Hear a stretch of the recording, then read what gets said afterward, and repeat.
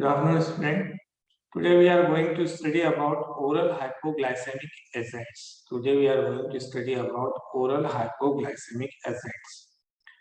So,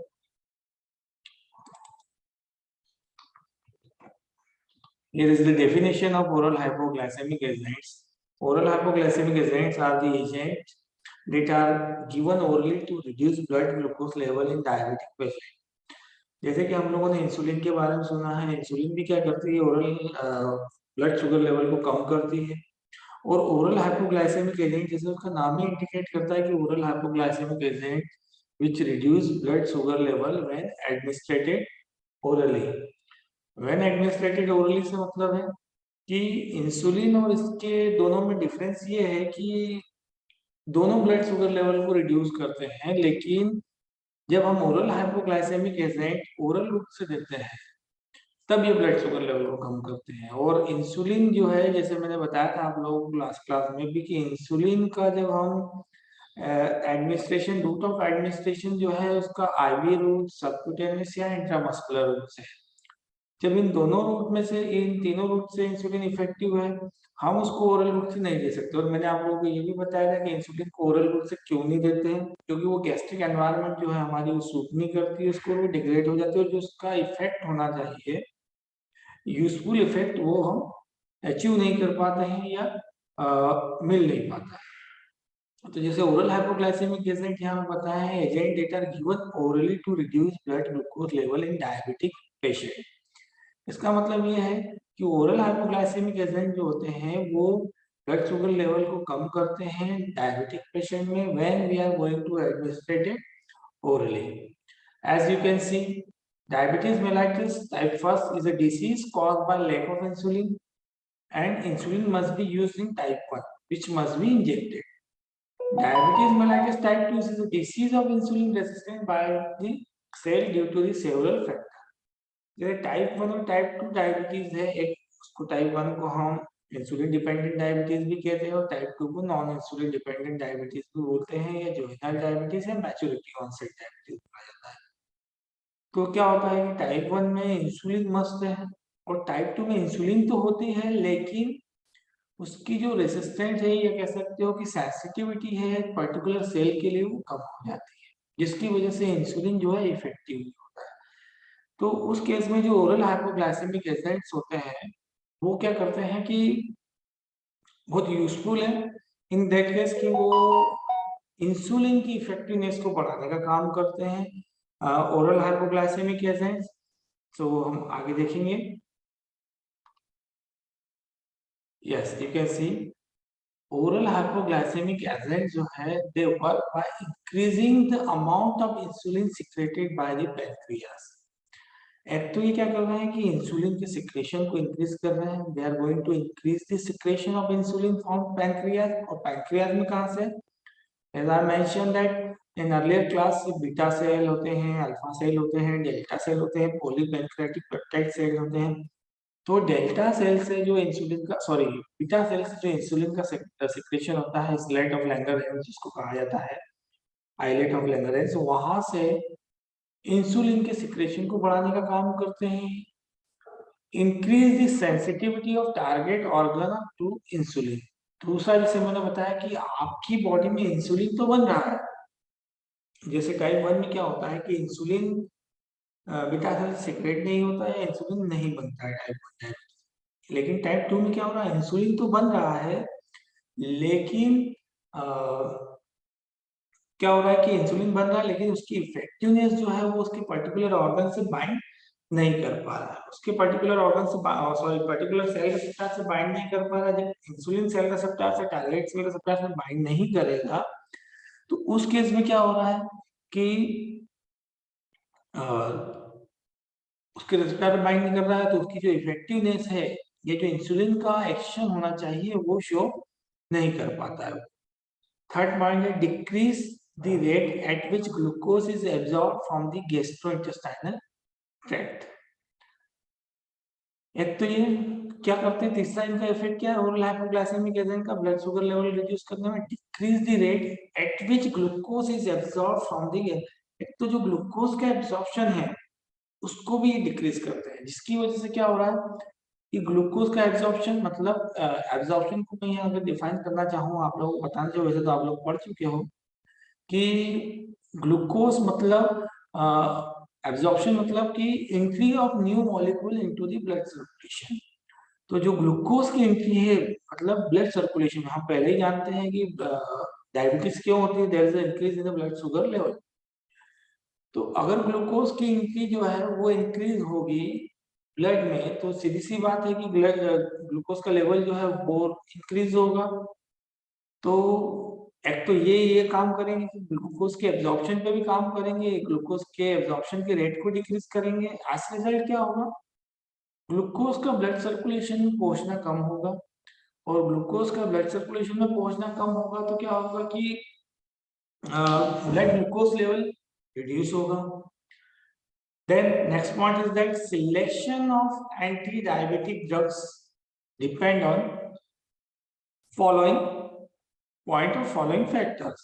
As you can see on your screen, nature of the diabetes, age and situation of the person and other factors.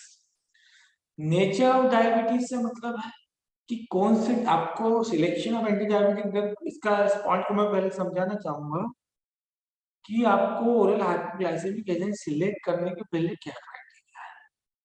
तो criteria ये है कि जैसे उसमें बताया कि nature of diabetes, nature of diabetes मतलब कौन से टाइप की डायबिटीज, टाइप 1 या टाइप 2। क्योंकि टाइप 1 डायबिटीज होगी तो टाइप 1 डायबिटीज की कॉज क्या है, टाइप 1 डायबिटीज में क्या होता है, बीटा सेल्स पूरी की पूरी तरह से डिजेनरेट हो जाते हैं या डिस्ट्रक्ट हो जाते हैं, जिसकी वजह से इंसुलिन का सिक्रेशन नहीं हो पाता है। और टाइप टी जो हमने पढ़ा उसमें क्या बताया था मैंने आप लोगों को कि टाइप 2 में क्या होता है कि बीटा सेल है, बीटा सेल से इंसुलिन का सिक्रेशन भी हो रहा है, लेकिन इंसुलिन अपने सेल रिसेप्टर पे जाके बाइंड नहीं कर पा रही है, और बाइंड नहीं कर पा रही है, और उसकी वजह से क्या हो रहा है कि उसका जो इफेक्ट है वो कह सकते हो वो कहीं ना कहीं कम होता है। दूसरा पॉइंट है, सेकंड पॉइंट कह सकते हो age and situation of the person. जैसे usually type 1 diabetes occur into the young people or the people belong to the 18-20 year of age, or type 2 diabetes usually occur in a person who is about 35-40 year of age. And another thing is that situation of the person, situation of the person से मतलब है कि वो person मोटा है या OBCs है या क्या है, उसके ऊपर भी डिपेंड करता है।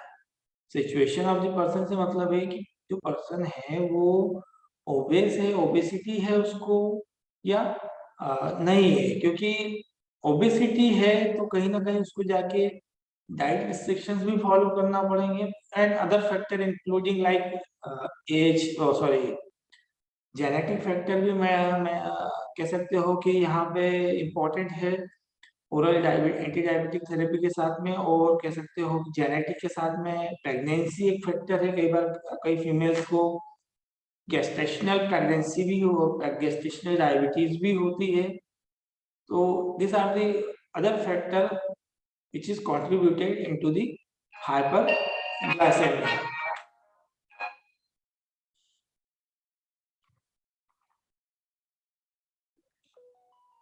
Symptoms of hyperglycemia, as you can see, fatigue, blood vision, weight loss, fast heartbeat, poor wound healing, dry mouth, dry or itchy skin, sweating, irritable and headache.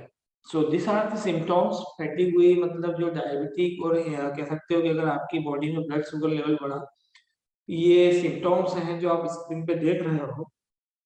इससे क्या होता है, थकावट होती है, ब्लड विजन, कई बार क्या होता है कि देखने में दिक्कत होना, वेट लॉस होना, वजन कम होना, हार्ट बीट का इंक्रीज हो जाना, पुअर ऑन डीलिंग मतलब जो घाव बन गए हैं आपकी बॉडी में उनका हील जल्दी नहीं होना, ड्राई माउथ या स्वेटिंग कह सकते हो, headache. So this are the symptoms of hyperglycemia. और कई बार कीटो एसिडोसिस जो कह सकते हो वो भी एक सिम्टम है हाइपरग्लाइसेमिया का।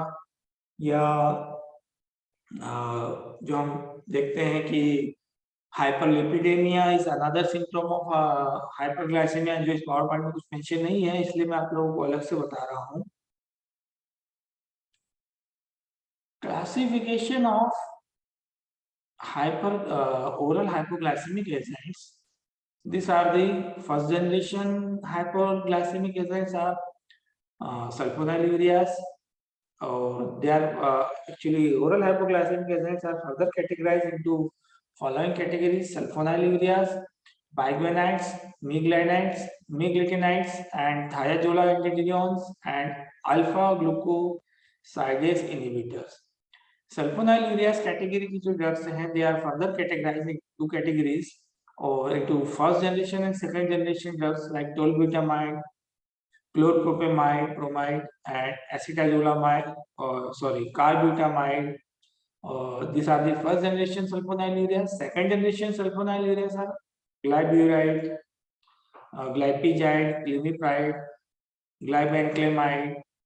और मैं आप लोगों को यहाँ पे बता दूं कि ये जो सल्फोनाइलुरियास कैटेगरी के ड्रग हैं, इसमें जो सेकंड जनरेशन है, ये नाउ डेज कह सकते हो कि अभी सबसे ज्यादा मार्केट में सेकंड जनरेशन की ड्रग्स मार्केट में अवेलेबल हैं, जो यूज होती है वो हाइपरग्लाइसीमिया के ट्रीटमेंट में, या कह सकते हो डायबिटीज के ट्रीटमेंट, और मोस्ट इम्पोर्टेंटली कह सकते हो टाइप 2 डायबिटीज।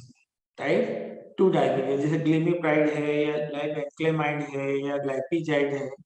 और एक और चीज बताना चाहूंगा कि ये जो सेकंड कैटेगरी आपको जो दिख रही है, बाइगोनाइड्स, ये जो सेकंड जनरेशन है ग्लिमिप्राइड या ये मेटफॉर्मिन या फेनफॉर्मिन की कॉम्बिनेशन बहुत ज्यादा अवेलेबल है मार्केट में। इनकी फॉर्मुलेशंस कह सकते हो या प्रिपरेशंस कह सकते हो।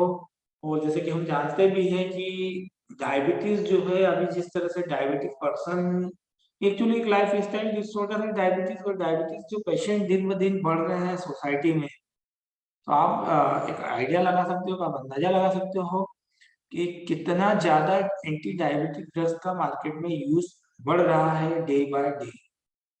Third category is meglitinides, and the drug belong to these categories are ripiglinides, netglinide, thiazolone, indedione derivatives, rosiglitazone, pioglitazone, euglitazone कह सकते हैं इसको अगर आप प्रोनाउंसिएशन में पढ़ना चाहो तो। Alpha glucosidase inhibitors are acarbose, mechilitol. So these are the drugs which are used for the treatment of hyperglycemia, and these are the agents which is used, you can say, in the form of oral, in a route, आप कह सकते हो कि which route, so they are going to use through oral route only again. And एक यहाँ पे आप लोगों को एक चीज बात बताना चाह रहा था मैं, सल्फोनाइलुरियास जो है ना, ये आप देखोगे तो सल्फोनेमाइड्स जो सिंथेटिक एंटी माइक्रोबियल एजेंट हैं, जो हमने पढ़ा था, मैंने सल्फोसिटामाइड कह सकते हो, या और भी जो ड्रग्स हैं सल्फाडॉक्सिन कह सकते हो। तो जो वहां पे जो सल्फोनेमाइड्स थे ना, जिनकी टॉक्सिसिटी एक्चुअली, ये लेट हिस्ट्री की बात करूँ कि सल्फोनाइलुरियास कैटेगरी की ड्रग्स कहाँ से आई, तो क्या हुआ था कि जो सल्फोनेमाइड्स की टॉक्सिसिटी थी, जो मैंने बताया सल्फाडॉक्सिन या सल्फा डाइऑक्साइड या तो ये सल्फोनेमाइड की टॉक्सिसिटी क्या थी, जो सिंथेटिक एंटी माइक्रोबियल एजेंट है, कि उनकी टॉक्सिसिटी ये थी कि they are going to reduce blood sugar level. तो वहां से उस लीड को साइंटिस्टों ने काम किया सल्फोनेमाइड्स पे, और उनके मॉलिक्यूल्स के साथ मॉडिफिकेशन किया कहीं ना कहीं, और मॉडिफिकेशन करने के बाद ये आया कि ये जो सल्फोनाइलुरियास है, ये एंटी डायबिटिक ड्रग के रूप में यूज होना स्टार्ट हुए।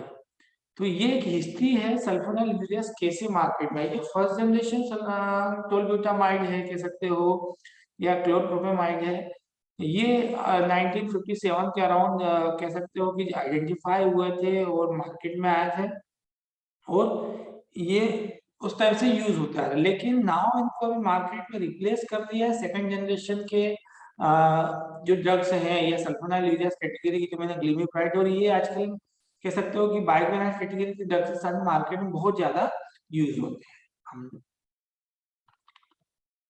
Now you can see oral hypoglycemic agents का जो इफेक्ट है आप देख सकते हो कि डिफरेंट ऑर्गन्स पे, लिवर पे, इंटेस्टाइन पे, पैनक्रियास पे, एडिपोस टिश्यू पे, मसल।